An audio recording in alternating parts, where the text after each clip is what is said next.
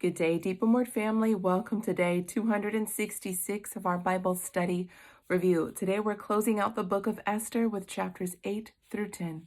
So where did we leave off yesterday? Haman got the whole humble pie, not just a slice. So Haman is dead, and he is on display before the whole city. So as we walk into chapter 8, we see that the king gives his wife, Queen Esther, the house of Haman, and then he elevates Mordecai to his right-hand man. Let's read about this in chapter 8 in the middle of verse 1. It says, Mordecai came before the king because Esther disclosed who he was to her. The king took off his signet ring, which he had taken away from Haman, and gave it to Mordecai. Esther appointed Mordecai over the house of Haman. After this, Queen Esther, she bowed herself before the king again, and she asked to please give the power to avert the plans that have already been plotted against Haman before his demise. And he handed out the royal scepter to her. But he told her he would give favor to the Jews to allow them to defend themselves against these plans. And he made it known that once the king puts out a decree and he puts his signature, right, his signet ring, and he marks it, it cannot be revoked, but he could make a new decree for the Jews to defend themselves.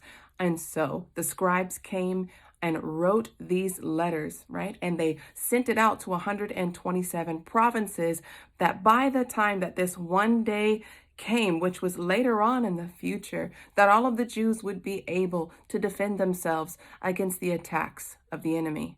And so this signed, sealed, and delivered letter happened during the 3rd month of the year. But the later date that the Jews would be legally attacked would be in the 12th month. So there was some time before this thing would happen. So let's read about this day in verse 12. It says this would happen in one day in all of the provinces of the king, namely on the 13th day of the 12th month. So again, there's some time before this happens, and it says a copy of the edict being issued as law in each and every province was published to all people, so that the Jews could be ready for this day to avenge themselves on their enemies.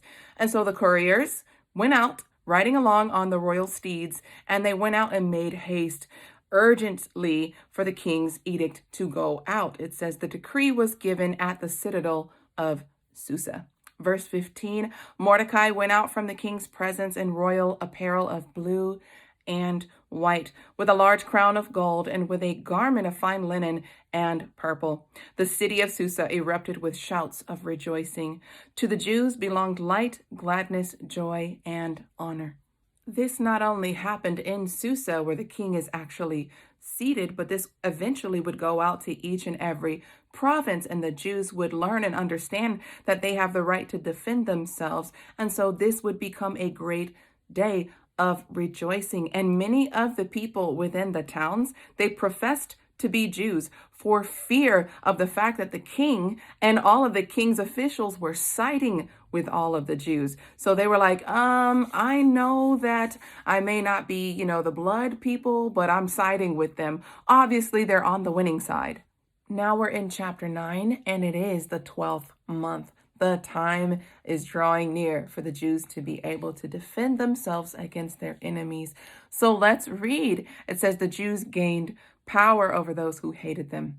Verse 2, the Jews had assembled in their cities throughout all of the provinces of the king in order to forcibly assault those seeking their injury. Down to verse 3, it says, all the rulers of the provinces and the satraps and the governors and all those doing the work of the king were helping the Jews. And it says, because the fear of Mordecai had fallen on them, for Mordecai had become great in the king's house, and his fame went out throughout all of the provinces because Mordecai grew more powerful. So the day that was appointed by Haman for the Jews to be destroyed was finally there, the 13th day of Adar. But the Jews had victory in the city of Susa. It says that 500 of their enemies were killed. And not only that, the 10 sons of Haman were destroyed. And not only were they destroyed, we see that Queen Esther, she asked for another day to be added on by the king for the Jews to be able to completely wipe out their enemies. And so the king, he grants her request, and the sons of Haman are also hanged on the gallows. So the Jews in Susa, they gathered again, and they prepared for war for one more day. But there were many in the countryside, in the rural areas, that had rest from their enemies. And so many of them chose to rest on the 14th day to, rejoice, to give gifts to the poor. And so this was a day of feasting.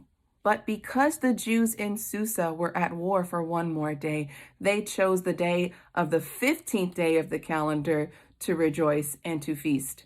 And this is why even now many Jews celebrate this feast for 2 days. But let's pick back up in the story in verse 20. It says, Mordecai recorded these events and sent letters to all of the Jews throughout all of the provinces. Remember, 127 provinces.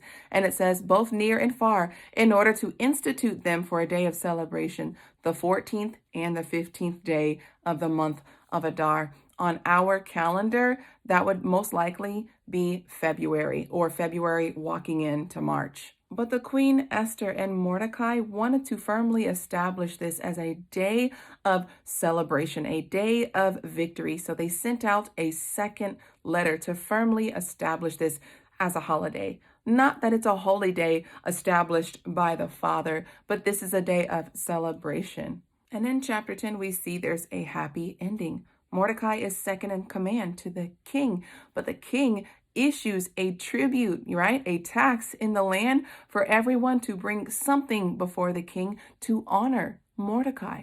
Now, this was to show of the power of the king, that he had the right to defend the people whom he loved. He loved his queen, Esther, and he knew of her identity, and he wanted to protect her people. And so that is why there was this tribute that went out, because he wanted to show that those who were enemies of his queen were enemies of his.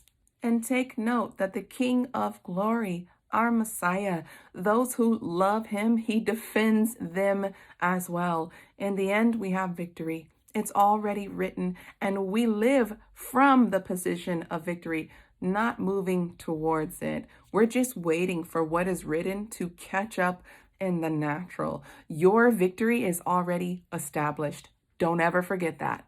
Deep and Word family, that's all that I have for you today. Until tomorrow, Yah bless.